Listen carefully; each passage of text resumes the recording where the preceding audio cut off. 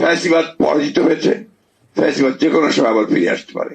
কারণ আমরা সেই রাস্তা যেন তৈরি করে না দিই। আজকে আমরা দুর্ভাগ্যজনক ভাবে এমন কতগুলো কাজ করছি যে কাজগুলোর মধ্য দিয়ে কিন্তু ফ্যাসিবাদের ফিরে আসা সম্ভাবনা অনেক বেড়ে গেছে।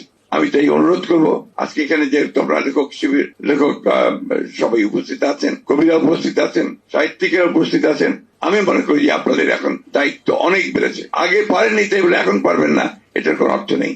এখন আপনারা জনগণকে সঠিকভাবে তাদেরকে উদ্বুদ্ধ করুন, অনুপ্রাণিত করুন, এবং যে পথে আমরা যেতে চাই সেই পথে যেন এগিয়ে যেতে পারি।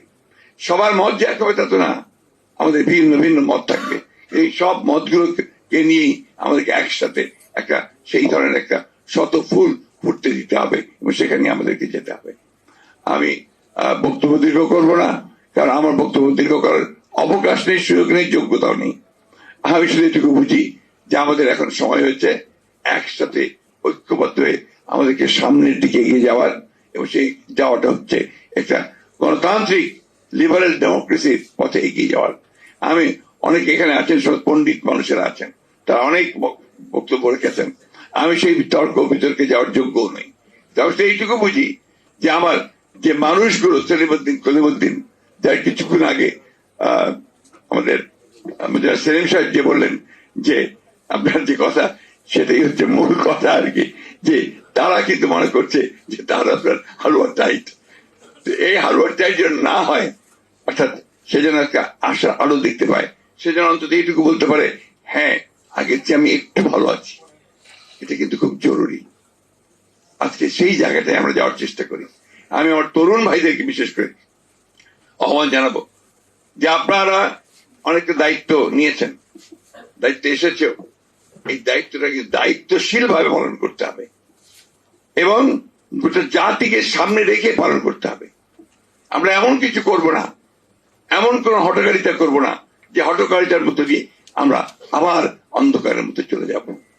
আজকে যখন আমার ভারতবর্ষের মিডিয়ার বিষয়গুলো দেখতে পাই, কাল রাতেই আমাকে কয়েকজন ফোন দিয়েছেন, তাদের একটাই মাত্র লক্ষ্য প্রশ্ন যে ইসকনের ব্যাপারে আপনারা কি করছেন। এই প্রশ্নটা অত্যন্ত একেবারেই আপনার উদ্দেশ্য প্রণোদিত একটা অবস্থা তারা তৈরি করতে চায়। সে অবস্থা নিয়ে প্রথমবার ফেল করেছে, এখন আবার নতুন করে আবার সেই অবস্থা তৈরি করতে চায়। এটা আমাদেরকে সজাগ থাকতে হবে।